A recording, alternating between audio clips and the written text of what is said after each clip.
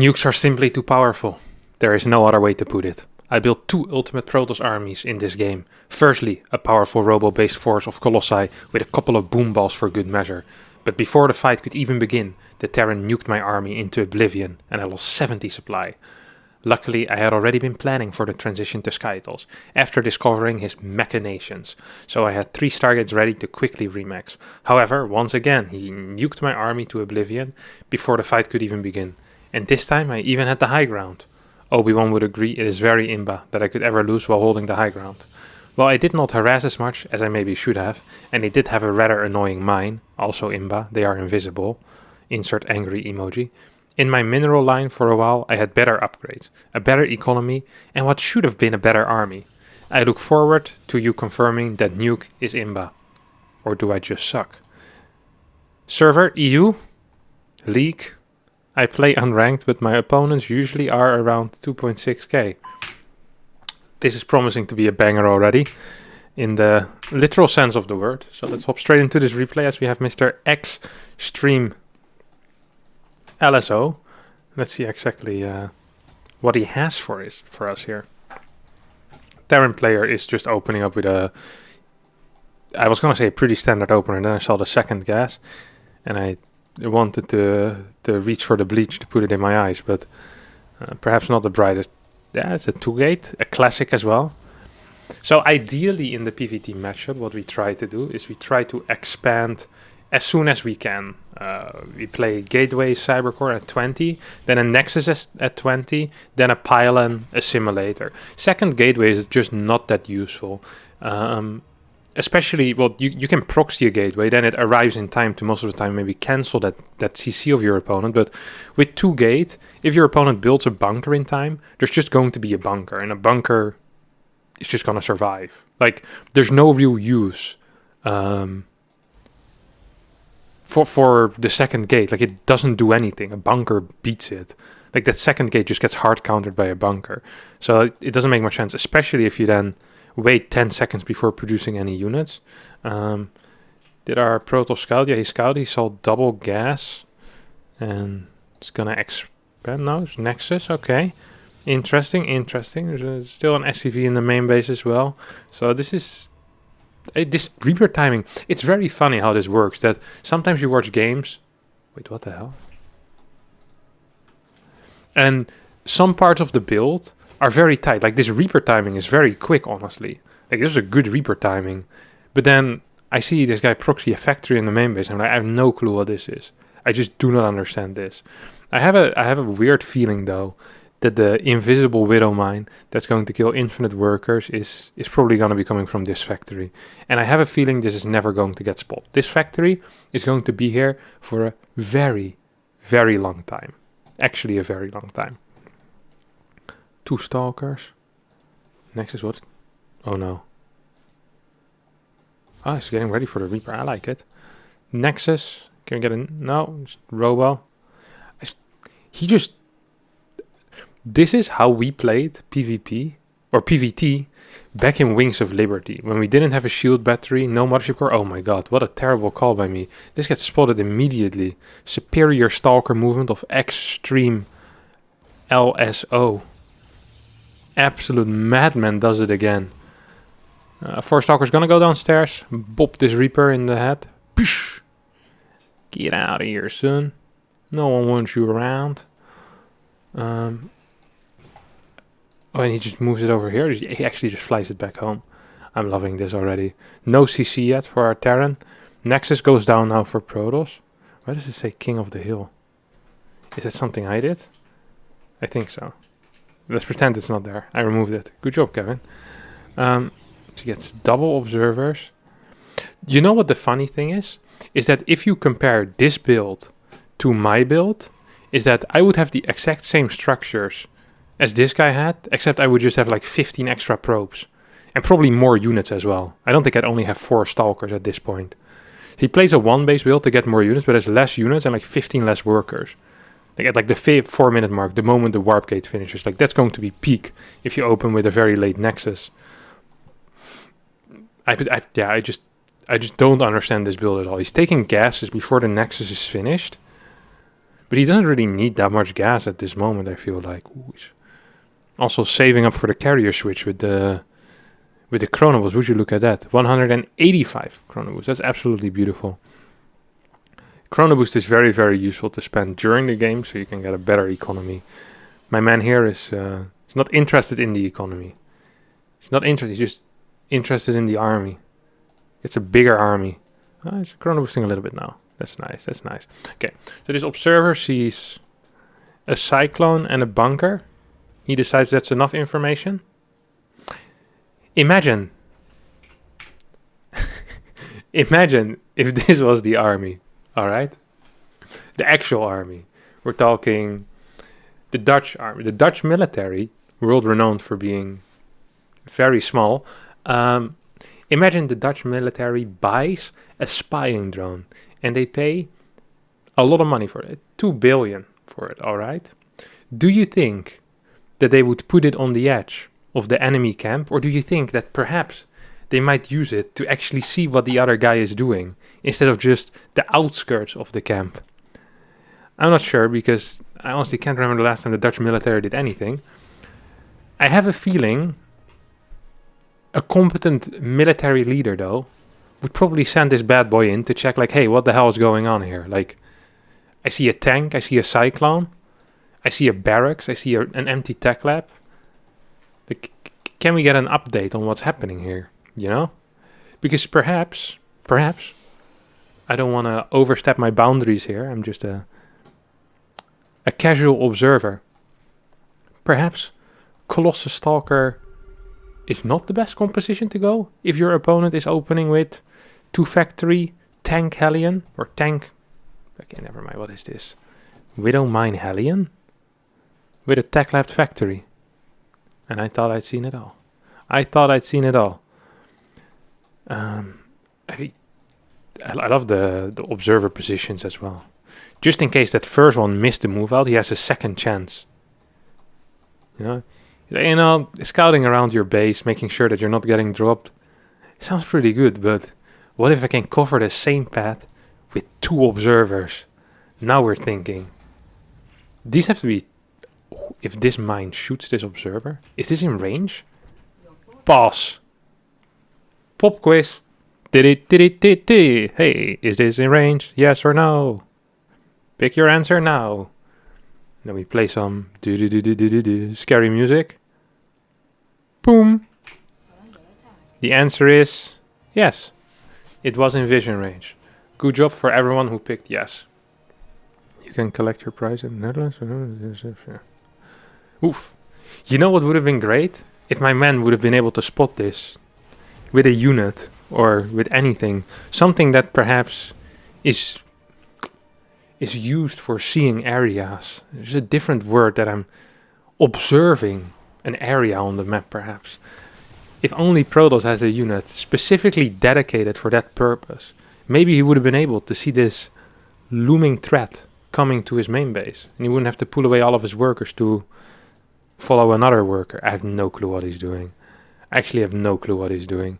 So if we're in this situation and we know exactly what's going on as we shoot, we see a bunch of factory, we see second starport. What we want to do is we want to get a pylon over here, we want to get a pylon over here, we want to get a pylon over here, we want to get a pylon over here. So we cover these edges. We know our opponent is playing mech. He's going to be playing very, very passive. We want to move on the map. We want to out-expand our opponent, focus heavily on improved economy, and we don't want to be getting Colossus Stalker. Colossus Stalker is very, very bad because tanks do very well against armored units. And thus Colossi Stalker is absolutely the worst thing you can be getting. What you want to be getting is Charge Lot Archons. And once stores are being added, maybe add a couple of Immortals. And with Charge Lot Archon, you're going to have such a good time against tanks, majority of the time. Now, if you do start with a Stalker Colossi army, because your build order was either Robo or Twilight into Robo, and you just have a Colossi, that's okay. But what you can do with it is you can move on the map, you can try to control this space, try to deny a fourth base or try to deny a third base when your opponent decides to move out. You can't attack into tanks with Stalker Colossi. It is simply just not possible. Wait, what the hell just happened here? Okay, this Widowmine just got 7 kills.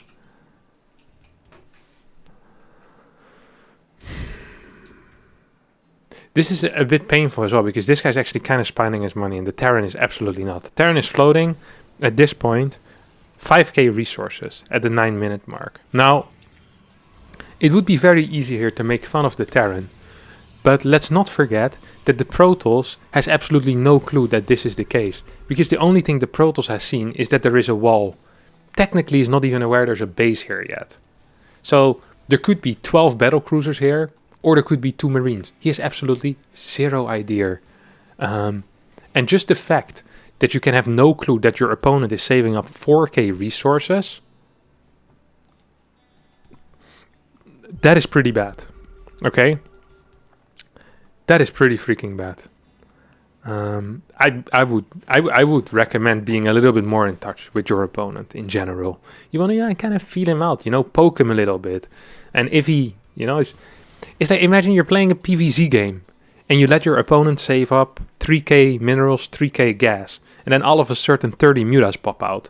Like, it is nice to understand when your opponent is lacking some units, because if there's this much in the bank, then yeah, there's probably not going to be as many units. Right now he's up 50 supply, our Protoss player. He's not doing anything with this advantage because he has no clue that he has an advantage. The only thing that he knows is that the Stalker hotkey is the S and the Colossus hotkey is the C. That's really all he has. He might even have it on, like, written down on a note next to the PC and just keeps glancing to the left, says, oh, still S, still C. Let me build a couple more of those bad boys. Brrr, ding, ding, ding. Ooh, mine. So this mine is also a tell, obviously, because it shows that there's an armory. The moment the mines have these red things above them, it means they become invisible after burrowing. It means there's an armory. So that could be a big tell that there is mech. Now, Extremluso decides to throw down 4 more gateways, as he only actually had 4. 4 gateways, second robo. Fort bases are for losers. He doesn't really need that. Sure, he has a little bit of cash in the bank, but ooh, there's the double observer with the Colossi army, just in case he loses one. This is great. This is a completely unrelated story, but I just want to tell it. Okay, so this is nothing to do with IOTIS, but back in 2012, there was a tournament, DreamHack Bucharest, which I think Nurcho won in the end, but it doesn't matter. There was a quarterfinal between Monchi and Starnan, and that was a PvP. This is an old man story, okay? We need a bumper for that. And Starnan did the strategy, an 11 gate, 3 gate, I believe 3 games in a row, which is a really, really cheesy build. And you'd build the pylon on the bottom of the ramp and try to warp over it. And 11 gate was a way faster gateway than usually you get. Usually you get like a 13 gate, I believe, in PvP. And the thing that Starnan did was he would take, instead of having 2 probes, or 1 probe, the proxy pylon, he would take 2 probes, the proxy pylon. And after the game, Monchi, who was the guy who played against Starnan in the quarterfinal and lost to him, he was like, why the hell would you take 2 probes? Like, you have already 0 money with this build. Why would you do that? And then Starnan said the legendary words, well, in a lot of my practice games, I tend to lose one. So if I take 2, if I lose one, then I still have the other. And that's some high-level thinking. If you ever want to be in a quarterfinal of a DreamHack Bucharest, you need to start thinking like this guy. So I was going to flame him for the double observer.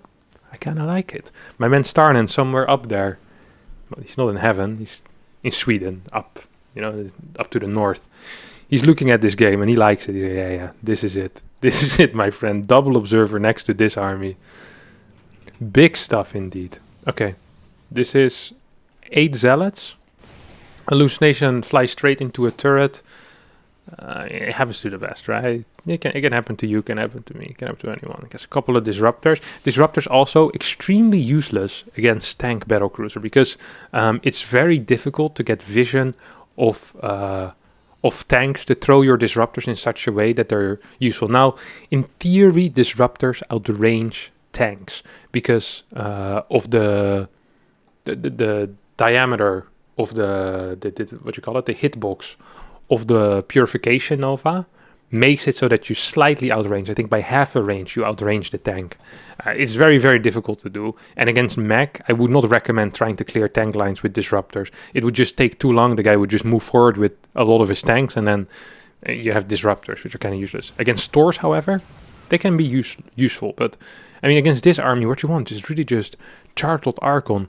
Just let's try to translate what we currently have into what we potentially could have if any scouting was done. So right now in army value, okay, so right here for the Terran defending, we have 6 tanks and 4 battle cruisers. Now 4 battle cruisers sound scary, but they actually don't kill Archons and Zealots very fast. So really all there's defending here that has big power is 6 tanks and maybe 4 Hellions, and I guess the planetary at the third.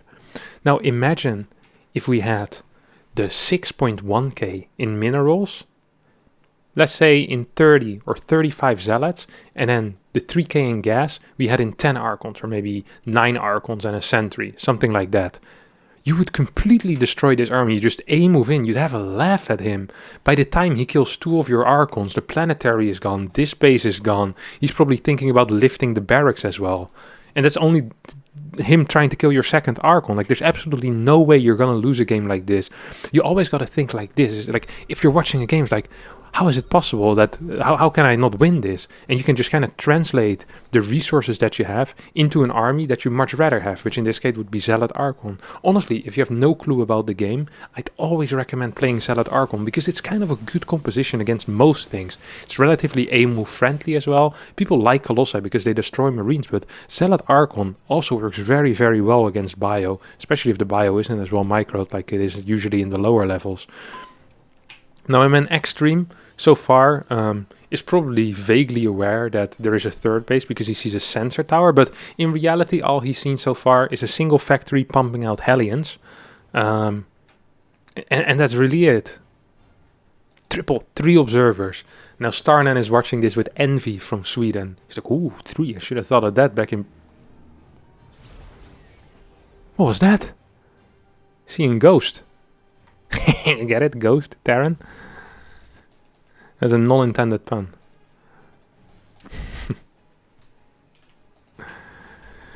3 starports, yeah, liking it. Storm, a classic as well against tank Tor battlecruiser. Units that have the tendency to clump, right? Tanks. Who doesn't know it? The 25 clump tanks. It's a true classic. My man Extreme LSO really has not done anything this entire game. He just built units. Then, is it possible that he does not know where his opponent spawned? And he's looking for the spawn location. He thinks this is like an expansion or something like that. I'm not entirely positive that he's not doing that. I want to believe in him, but honestly, I'm not even sure.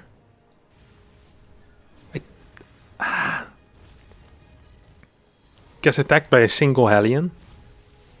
He's a type of guy that when there's a mosquito in his room, he just throws a grenade in it. Like, this is over. The big guns immediately. No matter how big the threat or how small the threat, he will bring everything, you know? He's not great to banter at with the office either. Does get fired pretty quickly. He tapped him on his left shoulder. Then you stand on his right. He'll shoot you. That's Extreme LSO in a nutshell. It's probably not very wise to make this episode about him. These are just jokes, Extreme LSO, okay? Just joke, this is... we're friends, right? I don't want to die. Please. I wonder what he's doing. What goes on in the mind of someone like this? What's APM? Nice. It's pretty decent APM for it though. What is he looking at? Oh no, it is the Terran. He was just looking at the map. What do these guys do? Okay, moves back. He's like, he moved a bit to the right, a bit to the left. Man, this guy would be great in the Salsa class. Is he actually ever... He's maxed. You can't build anything, mate. Stop selecting your buildings. He's looked at his robo 4 times. And dang, I still can't build anything. Select my warp gates one more time. Here's the nuclear launch thing. Yeah, cybercar. Sees the dot. This has to be on purpose.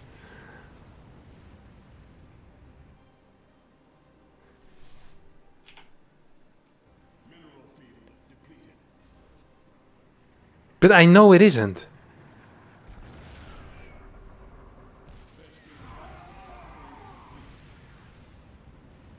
He just lost 70 supply. Legit 70 supply by walking into a nuke. And here comes the fast remax out of 3 Stargates. You love to see it. I have absolutely no clue what goes on in the head of a guy like this.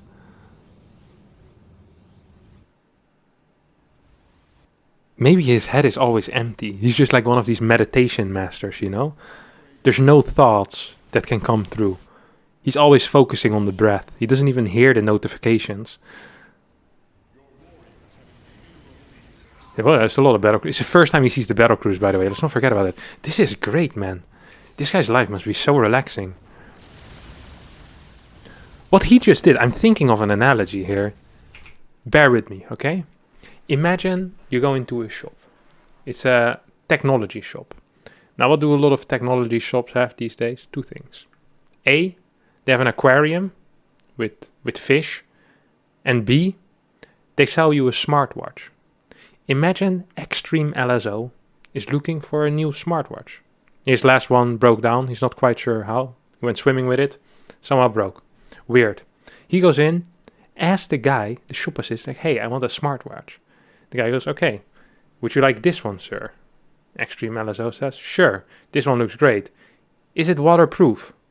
And the shop assistant goes, no, sir, it's not waterproof. Extreme LSO says, okay, that's cool. He pays for the thing, walks to the aquarium, and throws his watch into it. Takes his watch out, starts complaining that it's broken. That's literally what he just did. He walks straight into a nuke, loses what he already had. The smartwatch is a good analogy. And then he starts complaining that it's broken. To me, that doesn't make a lot of sense. Obviously, this wise shop assistant is not going to refund him this. Unbelievable. Okay, he does the carrier transition. +2. I love that he's adding more Colossi. He's like, I feel like the one thing I'm really lacking right now against these 7 battle cruisers is not perhaps some more, a couple of extra Stargates, or maybe just add 10 gateways with the 5k that I have in the bank. I think if I add 2 more Colossi to my already 4 Colossi, perhaps I will be able to start shooting up magically. Look at this guy. This guy's on a mission. He cloaked.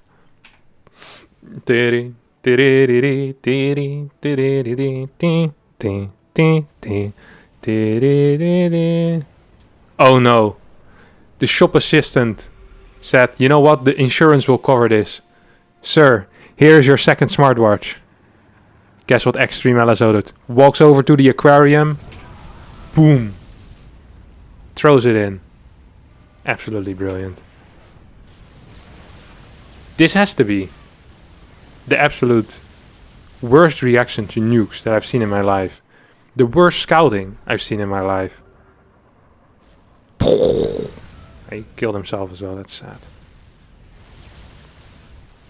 Yeah, at least I wonder what the takeaway is after a game like this. I feel like it's just information overload. There's too many things happening. My man Extreme LSO is having trouble finding the surrender button here. Just like he had trouble finding the nuke dots on the map. He's been trying to get out of the game for the past 10 seconds. He finally finds it. That's legit 7 seconds. How did he do that? He said already GG at 8:57. He leaves it at 06. Just for 12 seconds he couldn't find it. Way more. It's like 15 seconds he was looking for it. How does he do that? Maybe he controls the mouse with his feet or something like that.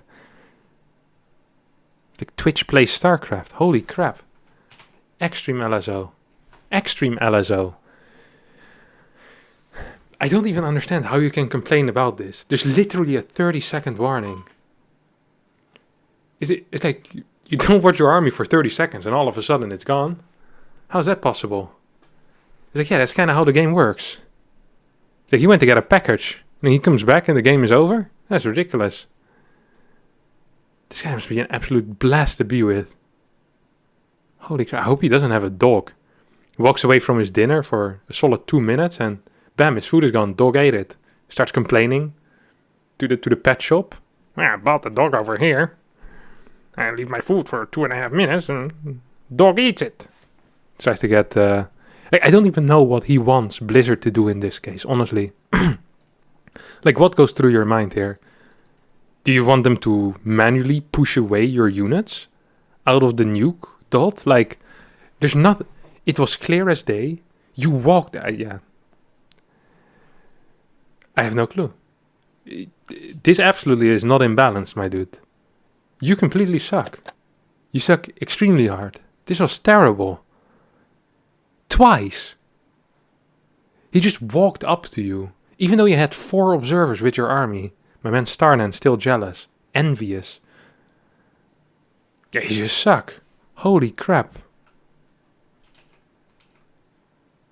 That's it. That's going to be it for today. If you did like this episode of IODIS, don't forget to subscribe to my channel. Because we have hot stuff coming out every single day.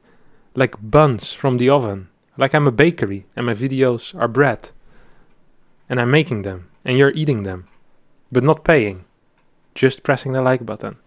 Thanks. Bye bye.